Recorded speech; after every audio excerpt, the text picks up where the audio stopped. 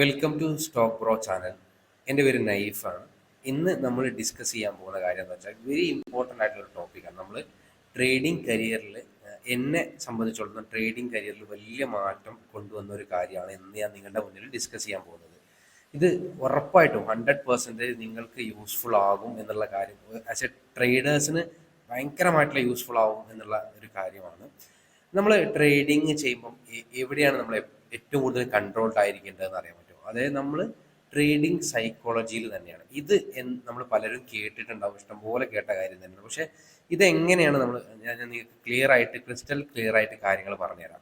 ഈ trading psychology എങ്ങനെയാണ് നമുക്ക് ഈ ട്രേഡിംഗ് സൈക്കോളജി കൊണ്ട് എങ്ങനെയാണ് നമുക്ക് ഇത്ര വലിയ ലോസ് ഉണ്ടാവുന്നത്, അതുപോലെ ഇതിൽ നിന്ന് നമുക്ക് എങ്ങനെ സർവൈവ് ചെയ്യാം, ഒരു പ്രോഫിറ്റബിൾ ട്രേഡർ ആയിട്ട് എങ്ങനെ മാറാൻ പറ്റും, ഈ കാര്യങ്ങളൊക്കെ തന്നെയാണ് ഇതിൻ്റെ റിയൽ റീസൺ എന്താണ്, അങ്ങനത്തെ കുറച്ച് കാര്യങ്ങളാണ് നമ്മൾ ഈ വീഡിയോയിൽ ഡിസ്കസ് ചെയ്യാൻ പോകുന്നത്.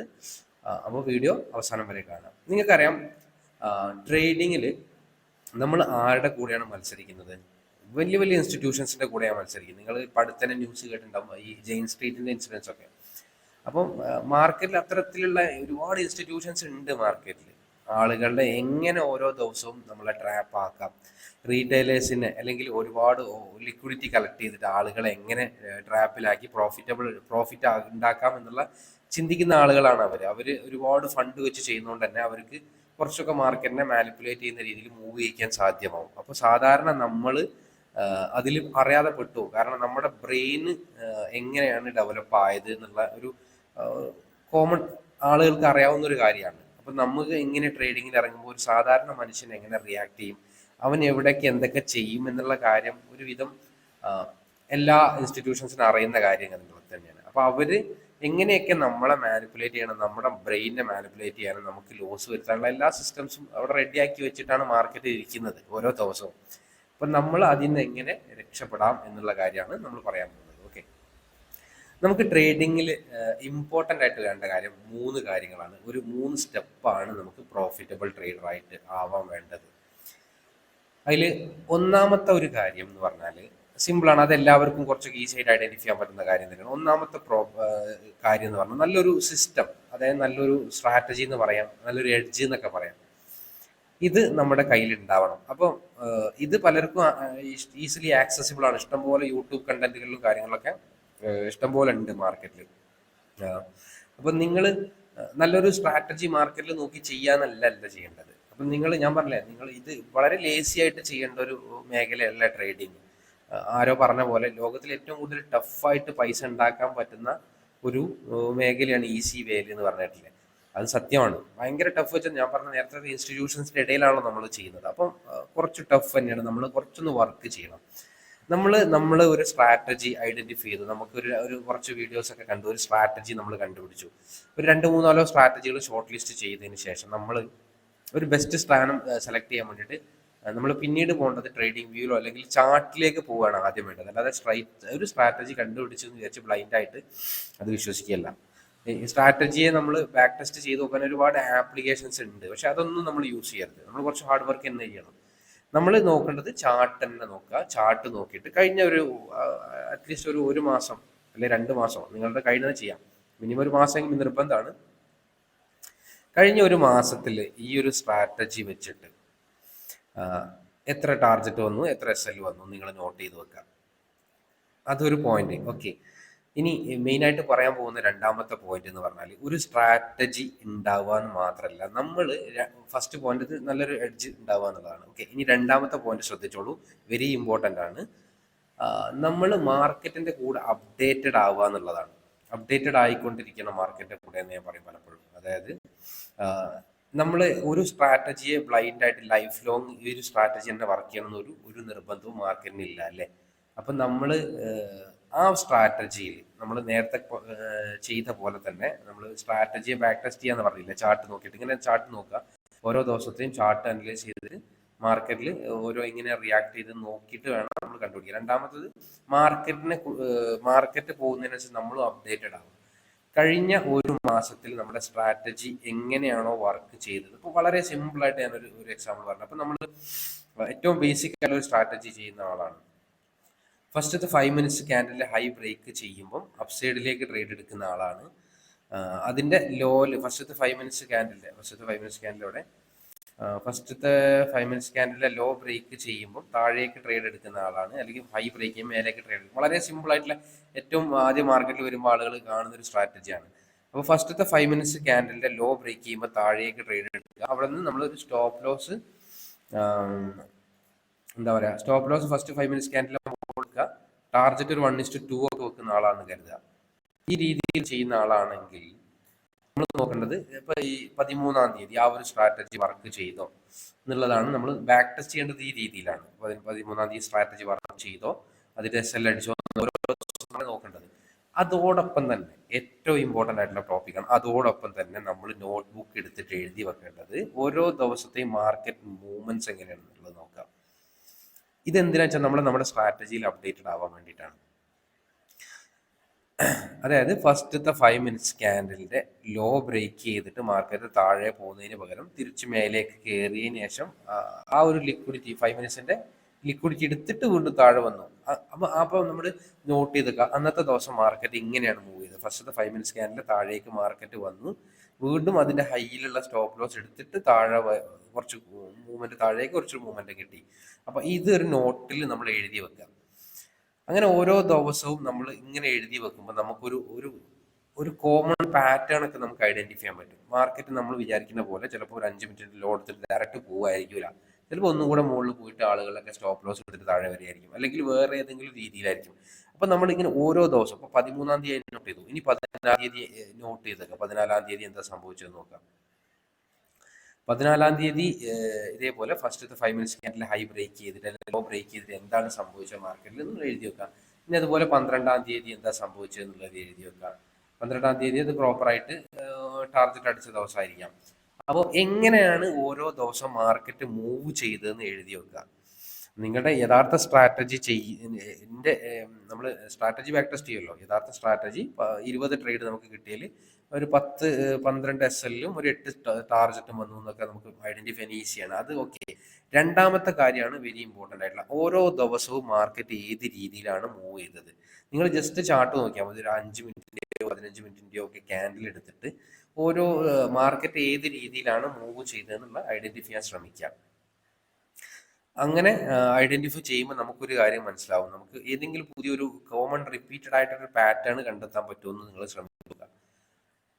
അങ്ങനെ നിങ്ങൾ ശ്രമിച്ചിട്ട് പറ്റുകയാണെങ്കിൽ ആ ഒരു സിസ്റ്റം നിങ്ങൾക്ക് പിന്നീട് സ്ട്രാറ്റജി ആയിട്ട് യൂസ് ചെയ്യാം. കാരണം നിങ്ങൾ ഡയറക്റ്റ് എല്ലാവരും ചെയ്യുന്ന പോലെ ഫസ്റ്റ് 5 മിനിറ്റ്സ് ക്യാൻഡിൽ ലോ എടുത്ത് ഡയറക്റ്റ് താഴേക്ക് എടുക്കുന്നതിന് പകരം ഫസ്റ്റ് 5 മിനിറ്റ്സ് ക്യാൻഡിൽ ലോ എടുത്തിട്ട് വീണ്ടും അതിന്റെ ഹൈ പോയതിന് ശേഷം അവിടുന്ന് താഴേക്ക് എടുക്കുക, അല്ലെങ്കിൽ എന്താണോ കോമൺ ആയിട്ട് നിങ്ങൾ ഒരു കഴിഞ്ഞ 20-30 ദിവസങ്ങളിൽ വാച്ച് ചെയ്യുമ്പോൾ മാർക്കറ്റ് ഫസ്റ്റത്തെ 5 മിനിറ്റ്സ് ക്യാൻഡിൽ ലോ എടുത്തതിന് ശേഷം, അല്ലെങ്കിൽ ഫസ്റ്റത്തെ 50 മിനിറ്റ്സ് ക്യാൻഡിൽ ലോയോ ഹൈയോ എടുത്തതിന് ശേഷം ഏത് പാറ്റേണിലാണ് മാർക്കറ്റ് മൂവ് ചെയ്തെന്ന് ഓരോ ദിവസവും നിങ്ങൾ നോട്ട് ചെയ്ത് വെക്കുമ്പോൾ നിങ്ങൾക്ക് ഓരോ ദിവസം നിങ്ങൾ എക്സ്പ്ലെയിൻ ചെയ്ത് തന്നെ എഴുതുക. ഓരോ ദിവസം ഒരു പേജിലൊക്കെ എഴുതി വെക്കുക, ഇങ്ങനെയൊക്കെ മാർക്കറ്റ് മൂവ് ചെയ്ത് 5 മിനിറ്റ് എടുത്തിട്ട് ലോ എടുത്തിട്ട് ഹൈ എടുത്തിട്ടാണ് താഴെ വന്നത്, അല്ലെങ്കിൽ ഹൈ എടുത്തിട്ട് ലോ എടുത്തിട്ടാണ് താഴെ വന്നത്. നമുക്ക് ഒരു പാറ്റേൺ എഴുതി വെക്കുക. അപ്പൊ നമുക്ക് മനസ്സിലാവും ഏത് ഏരിയയിൽ നിന്നാണ് മാർക്കറ്റ് കുറച്ചൊരു മൂവ്മെന്റ് തന്നത് എഴുതിയേക്കാം.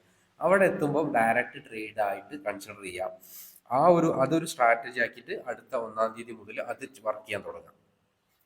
അങ്ങനെ അടുത്തൊരു 20 ദിവസം ആ ഒരു സിസ്റ്റം ചെയ്യുക. പിന്നീട് നമ്മൾ സെയിം സാധനം കഴിഞ്ഞ 20 ദിവസത്തിൽ എങ്ങനെയാണ് മാർക്കറ്റ് റിയാക്ട് ചെയ്തതെന്ന് നോക്കിയിട്ട് ഒരു കോമൺ പാറ്റേൺ കണ്ടുപിടിച്ചിട്ട് അടുത്ത 20 ദിവസത്തിലും അതേ പാറ്റേൺ ചെയ്യുക. അല്ലാതെ നമുക്ക് ലൈഫ് ലോങ് ഒരു സ്ട്രാറ്റജിയിൽ തന്നെ വർക്ക് ചെയ്യും എന്നുള്ളത് ആരും പ്രതീക്ഷിക്കരുത്. മാർക്കറ്റിന്റെ മാറ്റങ്ങൾ നമ്മൾ മനസ്സിലാക്കി അതിനനുസരിച്ച് നമ്മൾ മാറാൻ ശ്രമിക്കുക. അത് വെരി ഇമ്പോർട്ടൻ്റ് ആയിട്ടുള്ള ഒരു പോയിന്റ് ആണ്. ആ ഒരു പോയിന്റ് കുറച്ചൊരു ടഫാണെന്ന് കുറച്ച് നമ്മൾ വർക്ക് ചെയ്യേണ്ടി വരും. മാർക്കറ്റിൽ ഓരോ ദിവസം നമ്മൾ ഒരു പേജൊക്കെ എഴുതി വെക്കേണ്ടി വരും, എങ്ങനെയൊക്കെ മാർക്കറ്റ് മൂവ്. അപ്പം നമ്മൾ ഓട്ടോമാറ്റിക്കലി നമ്മൾ അങ്ങനെ ഈ ഒരു പ്രാക്ടീസ് ഒരു 5-6 മാസം ചെയ്യുമ്പോൾ പിന്നീട് നമ്മൾ എഴുതൊന്നും വേണ്ടി വരില്ല. നമുക്ക് നമ്മുടെ ബ്രെയിനിൽ തന്നെ അറിയാതെ വരും, ഇങ്ങനെയൊക്കെ സംഭവിച്ചിട്ടുണ്ട്, അപ്പോൾ നമുക്ക് ഇങ്ങനെ ചെയ്യാമെന്നുള്ളൊരു ഐഡിയ വരും. അപ്പം സിമ്പിൾ ആയിട്ടുള്ള ഒരു സ്ട്രാറ്റജി കണ്ടുപിടിക്കാൻ ഈസിയാണ്, ബാക്ക് ടെസ്റ്റ് ചെയ്യാനും ഈസിയാണ്. രണ്ടാമത്തെ ഞാൻ പറഞ്ഞ പോയിന്റ് ആണ്, ആ സ്ട്രാറ്റജികളിൽ എങ്ങനെയൊക്കെ മാർക്കറ്റ് ബിഹേവ് ചെയ്തിട്ടുണ്ട്, ആ സ്ട്രാറ്റജിയിൽ എന്തൊക്കെ ചെറിയ ചെറിയ മോഡിഫിക്കേഷൻസ് വരുത്തിയാലാണ് എനിക്ക് കുറച്ചുകൂടെ റിസൾട്ട് കിട്ടുക എന്നുള്ളത് നിങ്ങൾ സ്വയം കണ്ടുപിടിച്ച് കഴിഞ്ഞാൽ അത് നിങ്ങൾ ഒരു സിസ്റ്റമാക്കി ഒരു സ്ട്രാറ്റജി ആക്കി യൂസ് ചെയ്താണ് നേരത്തെ ചെയ്തതിനേക്കാളും ഫാർ റിസൾട്ട് നിങ്ങൾക്ക് കൂടുന്നുള്ള കാര്യം 100% ഉറപ്പാണ്. ഇങ്ങനെ എല്ലാ മാസവും നമ്മൾ അപ്ഡേറ്റഡ് ആയിരിക്കാൻ ശ്രമിക്കുക. ഇതാണ് രണ്ടാമത്തെ പോയിന്റ്. ഇനി മൂന്നാമത്തെ പോയിന്റ് ആണ് ഹൈലി ഇമ്പോർട്ടൻറ്റ് പോയിന്റ്. അതാണ് ഞാൻ പറയാൻ പോകുന്നത്. അതാണ് ട്രേഡിംഗ് സൈക്കോളജി അല്ലെങ്കിൽ ട്രേഡ് ഡിസിപ്ലിൻ എന്നൊക്കെ നമുക്ക് പറയാം. ഇത് എവിടെയാണ് നമ്മുടെ പ്രശ്നം വരിക എന്ന് ഞാൻ ക്ലിയർ ആയിട്ട് നിങ്ങൾക്ക് പറഞ്ഞുതരാം. നിങ്ങൾക്ക് ഓരോരുത്തർക്കും റിലേറ്റ് ചെയ്യാൻ പറ്റും ഈ കാര്യം. ശബ്ദത്തിന് ചെറിയൊരു കോൾഡായിട്ടോ, ബുദ്ധിനാരൻ്റെ ശബ്ദം വന്ന് തോന്നിട്ടില്ലേ? അപ്പോൾ അത് നോക്കുക. ഇത് നോർമലി കോൾഡ് ഉണ്ടായിട്ടാണ്, കുഴപ്പമില്ല, ഒന്ന് ശ്രദ്ധിക്കാം. ഓക്കെ, ഞാൻ പറയാൻ പോയ കാര്യം ട്രേഡ് ഡിസിപ്ലിനിൽ നമ്മൾ ട്രേഡ് ഡിസിപ്ലിൻ എന്ന് പറയുമ്പോൾ നിങ്ങൾക്ക് റിലേറ്റ് ചെയ്യാൻ പറ്റുന്ന ഒരു കാര്യം പറഞ്ഞാൽ, നിങ്ങൾ ഒരു ദിവസം ഒരു സ്ട്രാറ്റജി ചെയ്യുന്ന സമയത്ത് നിങ്ങൾ ഇതേപോലെ കണ്ടുപിടിച്ച ഒരു സ്ട്രാറ്റജി, അല്ലെങ്കിൽ നിങ്ങൾ എവിടെയെങ്കിലും ബാക്ക് ടെസ്റ്റ് ചെയ്ത് യൂട്യൂബിൽ കണ്ട ഒരു സ്ട്രാറ്റജി ചെയ്തിട്ട് നമ്മൾ മാർക്കറ്റിൽ എന്താണ് അതിനനുസരിച്ച് ഒരു ട്രേഡ് രാവിലെ തന്നെ ഒരു ട്രേഡ് കുറേ പ്രാക്ടീസ് ഒക്കെ ചെയ്തിട്ട് ഇന്നലെ പ്രിപ്പയർ ചെയ്യേണ്ട സാധനമാണ്. എന്നിട്ട് ഇന്ന് രാവിലെ തന്നെ ഫസ്റ്റത്തെ 5 മിനിറ്റിന്റെ ക്യാൻഡിലിന്റെ ഹൈ ബ്രേക്ക്, ഇതിപ്പോൾ ഞാൻ നോർമലി ഒരു സ്ട്രാറ്റജി പറയുന്നത്, ഇപ്പോൾ CPR അല്ലെങ്കിൽ മൂവിങ് ആവറേജ് എന്താണോ നിങ്ങൾ കണ്ടുപിടിച്ച് വെച്ചാൽ ആ ഒരു സാധനം വെച്ചിട്ട് നിങ്ങൾ ഒരു ട്രേഡ് ചെയ്തു എന്ന് കരുതുക. ആ ട്രേഡ് രാവിലെ തന്നെ അടിച്ച ഉടനെ നമ്മുടെ ബ്രെയിനിന്റെ വർക്കിംഗ് ഒക്കെ അങ്ങോട്ട് നിലക്കും. പിന്നെ പലപ്പോഴും നമ്മളായിരിക്കില്ല റിയാക്ട് ചെയ്യാം. ഇവിടെ ആളുകൾക്ക് സംഭവിക്കുന്ന ഒരു മിസ്റ്റേക്ക് ഞാൻ പറഞ്ഞാൽ, നിങ്ങൾക്ക് അത് എങ്ങനെ സർവൈവ് ചെയ്യണ്ടോ എന്ന് ഞാൻ പറയുന്നുണ്ട്. ഓക്കെ, മിസ്റ്റേക്ക് എവിടെയെന്ന് വെച്ചാൽ, നമ്മൾ ഫസ്റ്റ് ട്രേഡിൽ SL അങ്ങനെ അടിച്ചു കഴിഞ്ഞാൽ നമുക്ക് നമ്മുടെ സ്ട്രാറ്റജിയിൽ നമ്മൾ കോൺഫിഡൻ്റ് ആണ്. കഴിഞ്ഞ മാസം ഞാൻ ചെക്ക് ചെയ്തപ്പോൾ അത്ര കിട്ടിയതാണല്ലോ, അപ്പോൾ ഒരിക്കലും SL അടിക്കാനുള്ള ഇതില്ലല്ലോ എന്ന് കരുതിയിട്ട് നമ്മൾ വീണ്ടും ഏതെങ്കിലും ഒരു ഏരിയയിൽ നിന്ന് ട്രേഡ് വീണ്ടും നമ്മുടെ ഡയറക്ഷൻ കറക്റ്റ് ആക്കാൻ വേണ്ടി ഒരു ട്രേഡ് കൂടി നമ്മൾ അറ്റംപ്റ്റ് ചെയ്ത് നോക്കും.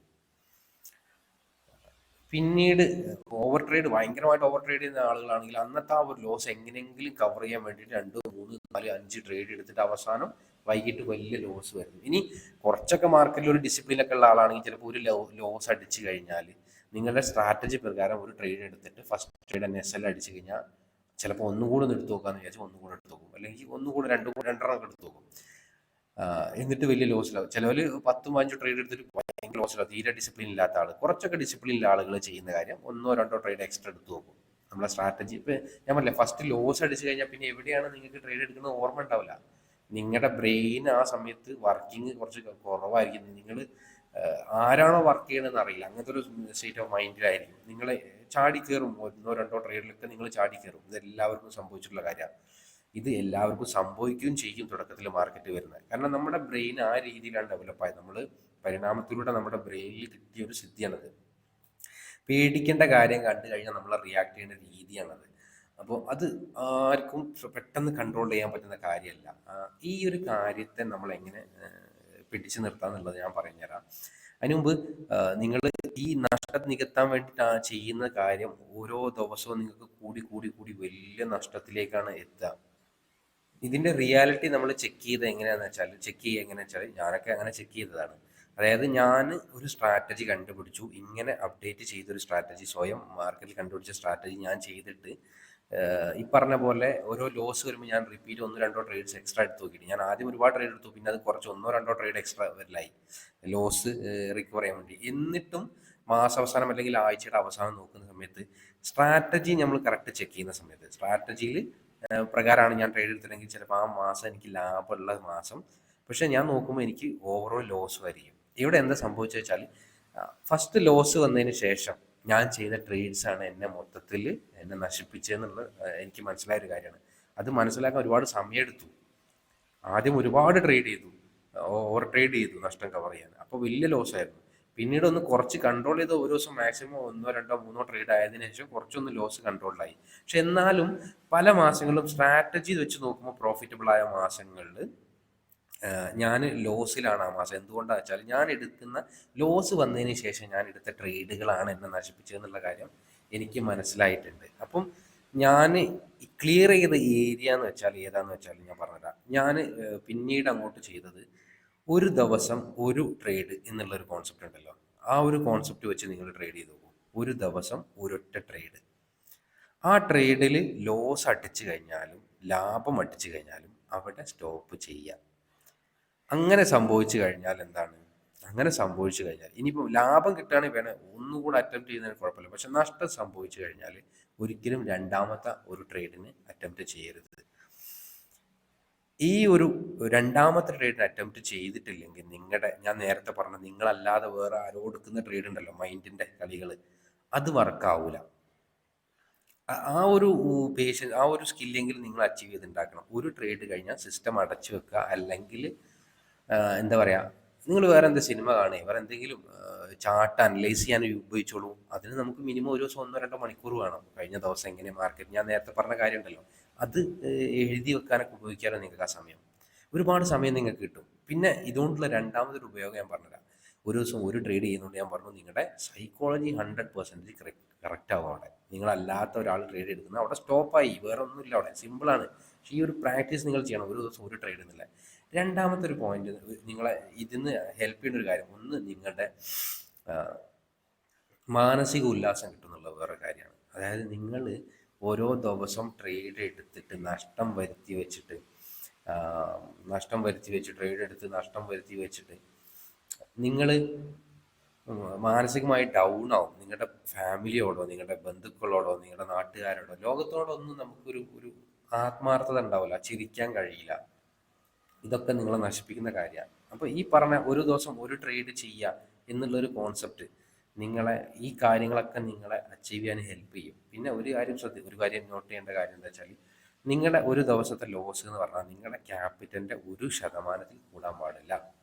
അതുകൂടാതെ കണ്ടിന്യൂസ് ആയിട്ട് 20 ദിവസം SL അടിച്ചു കഴിഞ്ഞാലും നിങ്ങൾക്ക് എന്ത് ചെയ്യാൻ പാടില്ല, നിങ്ങൾക്ക് ട്രേഡ് ചെയ്യാനുള്ള ക്യാപിറ്റൽ അവിടെ ഉണ്ടാവണം. 20 സ്റ്റോപ്പ് ലോസ് കണ്ടിന്യൂസ് വന്നു കഴിഞ്ഞാലും ട്രേഡ് ചെയ്യാനുള്ള ക്യാപിറ്റൽ ഉണ്ടാവണം. ഈ രണ്ട് കാര്യങ്ങളും ഇമ്പോർട്ടൻ്റ് ആണ്, നോട്ട് ചെയ്ത് വെക്കാം. ഓക്കെ. പിന്നെ ഒരു കാര്യം കൂടെ, നിങ്ങളെ ഒരു ട്രേഡ് എടുക്കുമ്പോൾ മിനിമം 1:2 അല്ലെങ്കിൽ 1:1.5 എബോവ് ഉള്ള ട്രേഡ്സ്, 1:4 or 3 ഒക്കെ നിങ്ങൾക്ക് എടുക്കാം. ഓരോരുത്തരുടെ മൈൻഡിൻ്റെ സെറ്റിനും ഇതിനൊക്കെ അനുസരിച്ച് എടുക്കാം. മിനിമം 1:1.5 2 റേഞ്ചുള്ള ട്രേഡ്സ് മാത്രം എടുക്കാൻ ശ്രമിക്കാം. ഓക്കെ. ഈ 3 കാര്യങ്ങളാണ് ടെക്നിക്കലി പറയാനുള്ളത്. മറ്റേതൊക്കെ നമ്മളെ ഹെൽപ്പ് ചെയ്യുന്ന ഒരുപാട്. ഈ ഒരു ദിവസം ഒരു ട്രേഡ് എടുക്കുന്നുണ്ട്, നമുക്ക് നന്നായിട്ട് സമൂഹത്തോട് നന്നായി പെരുമാറാൻ, നമ്മൾ നല്ലൊരാളായി മാറും, നമുക്ക് ഒരുപാട് സമയം കിട്ടും ബാക്ക് ടെസ്റ്റ് ചെയ്യാൻ, ഒരുപാട് നല്ല ഗുണങ്ങളുണ്ട്. പക്ഷെ നിങ്ങൾ പ്രാക്ടീസ് ചെയ്യേണ്ട ഈ ഒരു സിമ്പിൾ കാര്യമാണ്, ഒരു ദിവസം ഒരു ട്രേഡ് എടുത്ത് നിങ്ങൾ നോക്കുക.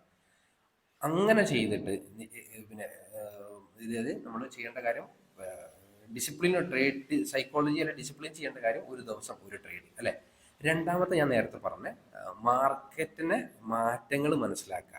നമ്മൾ പഠിച്ച സ്ട്രാറ്റജി ആണോ അല്ലെങ്കിൽ എന്തെങ്കിലും പുതിയ മാറ്റങ്ങൾ മാർക്കറ്റിൽ ഉണ്ടോ എന്നുള്ള കാര്യത്തിൽ ഡീപ്പായിട്ട് ഓരോ ദിവസവും ചാർട്ട് അനലൈസ് ചെയ്തിട്ട് നോട്ട്ബുക്കിൽ എഴുതി വെക്കുക. അങ്ങനെ 10-20 ദിവസം കഴിയുമ്പോൾ നമുക്കൊരു കോമൺ ആയിട്ടുള്ള രീതി, മാർക്കറ്റ് മൂവ് ചെയ്ത് ഇന്ന ഏരിയ നിന്നാണ് അല്ലെ ഇന്ന ലോ എടുത്തിട്ടാണ്, ആളുകളെ സ്റ്റോപ്പ് ലോസ് അവിടെ അടുപ്പിച്ചിട്ടാണ് മൂവ് ചെയ്ത്, എന്തെങ്കിലും ഒരു ഐഡിയ നമുക്ക് കിട്ടി അത് ഒരു സിസ്റ്റം സ്ട്രാറ്റജി ആക്കി ഉപയോഗിച്ചിട്ട് ഒരു 1:2 എബോവ് വെച്ചിട്ട് നോക്കുക. ഈ രണ്ട് കാര്യങ്ങളും 100% നിങ്ങളുടെ സൈഡിൽ നിന്ന് ഒരു ആത്മാർത്ഥമായ ശ്രമം ഉണ്ടെങ്കിൽ നിങ്ങൾക്ക് ട്രേഡിങ്ങിൽ നല്ല വലിയ മാറ്റങ്ങൾ ഉണ്ടാക്കാൻ ഒരുപാട് സഹായിക്കുന്നുള്ള കാര്യം 100% ഉറപ്പാണ്. അപ്പം ആ രീതിയിലൊന്ന് ചെയ്തു നോക്കൂ. ഓക്കെ. അപ്പോൾ ഈ ട്രേഡിങ് സൈക്കോളജി എൻ്റെ ഒരു അറിവിനനുസരിച്ച് ഞാൻ പറഞ്ഞത്, എനിക്ക് വന്ന മാറ്റങ്ങളൊക്കെയാണ്. അപ്പോൾ നിങ്ങൾ താല്പര്യം ഉണ്ടെങ്കിൽ നിങ്ങൾ ട്രൈ ചെയ്ത് നോക്കാം. Anyway, thank you, by.